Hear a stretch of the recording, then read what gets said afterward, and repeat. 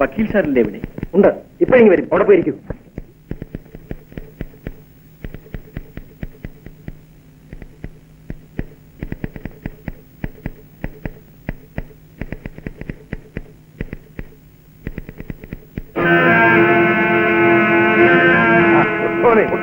എന്താ ജോലി വക്കീൽ സാറ്? പത്രങ്ങളെല്ലാം കണ്ടില്ലേ? നമ്മുടെ കേസാണ് പ്രധാന ന്യൂസ്. അതൊന്നും സാരമാക്കാനില്ല. അല്ല, സാരമാക്കാനില്ല. അഡ്വക്കേറ്റ് വിശ്വംഭരനാണ് എനിക്ക് വേണ്ടി വാദിക്കുന്നറിഞ്ഞ് എതിർകക്ഷികൾ ആകെ വരണ്ടിരിക്കുകയാണ്. വിശ്വംഭരൻ കേസാകെ കീഴ് മറിച്ച് തകർത്ത് തരിപ്പണമാക്കില്ലേ? അതവർക്കറിയാം.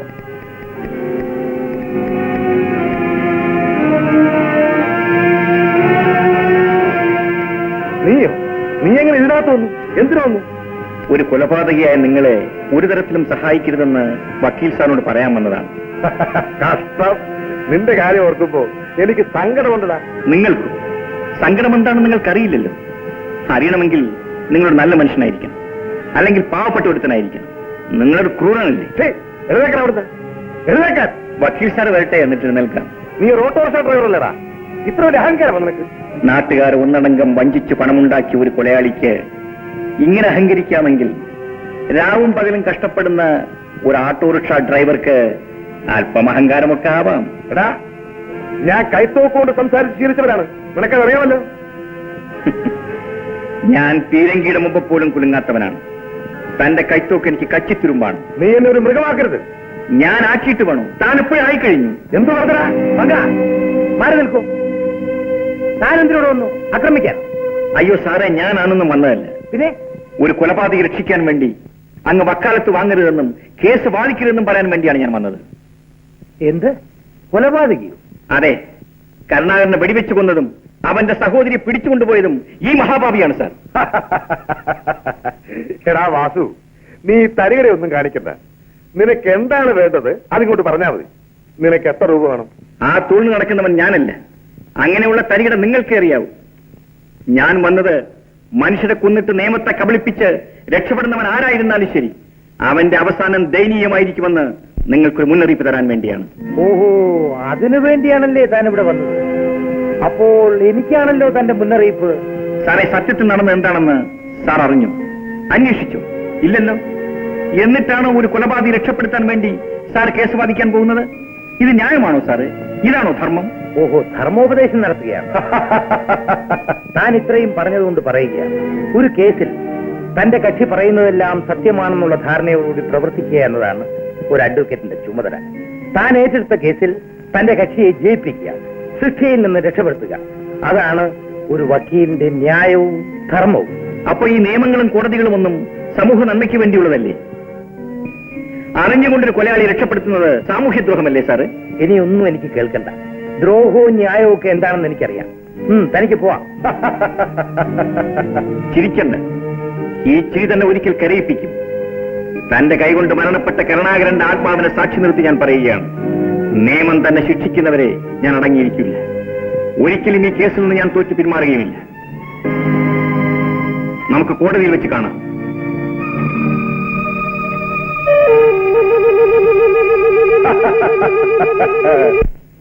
യുവർ ഓണർ, ഈ നിൽക്കുന്ന പ്രതി, അതായത് കുറ്റമാരോപിക്കപ്പെട്ട് പ്രതിക്കൂട്ടിൽ നിൽക്കുന്ന പങ്കജാക്ഷൻ എന്ന കൊലയാളി നിരായുധനായിരുന്ന കരുണാകരനെ കൈത്തോക്ക് കൊണ്ട് വെടിവെച്ചു കൊണ്ടിരിക്കുന്നു ഒരു വിജനമായ സ്ഥലത്ത് വെച്ച്.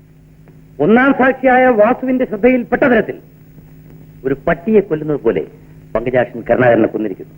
അതുകൊണ്ട് ഈ ഭയങ്കരമായ കുറ്റത്തിന് IPC 302 വകുപ്പ് പ്രകാരം പങ്കജാക്ഷനെ തൂക്കിക്കൊല്ലാൻ വിധിക്കേണ്ടതാണ്. ഇതല്ലേ നിങ്ങളുടെ വാദം? യുവർ ഓണർ, ഈ വാദത്തെ എതിർക്കാൻ ഞാൻ ഉദ്ദേശിക്കുന്നില്ല. എന്നാൽ ഈ കേസ് അടിസ്ഥാനപരമായി തന്നെ തെറ്റായ ഒന്നാണെന്ന് മാത്രം ഞാൻ എടുത്തു പറയട്ടെ. പങ്കജാക്ഷൻ ഒരു കൈത്തോക്ക് കൊണ്ട് വെടിവെച്ചു എന്നതിന് സാക്ഷിയുണ്ടെന്നല്ലാതെ, അതായത് പങ്കജാക്ഷൻ വെടിവെച്ചത് ഒന്നാം സാക്ഷിയായ വാസുവിന്റെ ശ്രദ്ധയിൽപ്പെട്ടു എന്ന മൊഴിയല്ലാതെ, പങ്കജാക്ഷൻ വെടിവെച്ചത് കരുണാകരനെ തന്നെയാണെന്നതിനോ മരിച്ചത് കരുണാകരൻ തന്നെയാണെന്നതിനോ പ്രോസിക്യൂഷൻ ഭാഗത്ത് നിന്ന് ഒരു തരത്തിലുള്ള തെളിവുകളും ഹാജരാക്കിയിട്ടില്ല. അതിനാൽ ബഹുമാനപ്പെട്ട കോടതിയോട് ഞാൻ പറയുന്നു, കൊല്ലപ്പെട്ടത് കരുണാകരനല്ല. കരുണാകരനെ പങ്കജാക്ഷൻ വെടിവെച്ച് കൊന്നിട്ടില്ല. അതിനാൽ ഈ കേസ് വിചാരണ അർഹിക്കുന്നില്ലെന്ന് ഞാൻ താങ്കളെ ബോധിപ്പിച്ചുകൊള്ളുന്നു.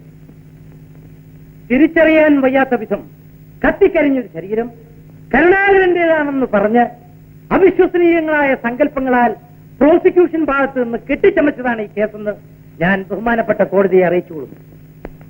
ഞാൻ വീണ്ടും പറയുന്നു, കരുണാകരൻ മരിച്ചിട്ടില്ല, ജീവനോടെ ഇരിപ്പുണ്ട്.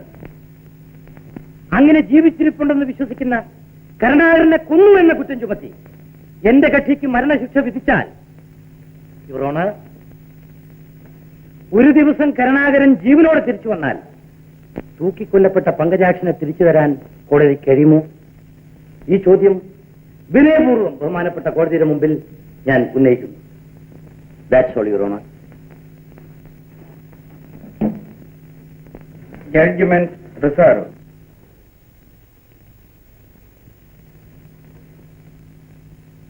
പങ്കജാക്ഷൻ കരുണാകരനെ വെടിവെച്ചു കൊന്നു എന്ന് പ്രോസിക്യൂഷൻ ഭാഗം സാക്ഷികളോടെ വാദിച്ചു കഴിഞ്ഞിരിക്കുന്നു. എങ്കിലും തിരിച്ചറിയാൻ വയ്യാത്ത വിധത്തിൽ കത്തിക്കരിഞ്ഞ ശവശരീരം കരുണാകരന്റേത് തന്നെയാണെന്ന് സംശയാതീതമായ വിധം തെളിയിക്കപ്പെട്ടിട്ടില്ല. അത് എന്തുകൊണ്ട് മറ്റൊരാളുടെ ശരീരം ആയിക്കൂടാ എന്ന പങ്കജാക്ഷന്റെ ഭാഗത്തു നിന്നുള്ള വാദത്തെയും പരിഗണിക്കാതിരിക്കാൻ നിർവാഹമില്ല. അതിനാൽ സംശയത്തിന്റെ ആനുകൂല്യങ്ങൾ കുറ്റം ചെയ്ത ആൾക്ക് നൽകി CRPO 306 സെക്ഷൻ 2ാം ഉപവകുപ്പ് പ്രകാരം കുറ്റം ആരോപിക്കപ്പെട്ടിട്ടുള്ള പങ്കജാക്ഷനെ വെറുതെ വിട്ടുകൊള്ളുന്നു.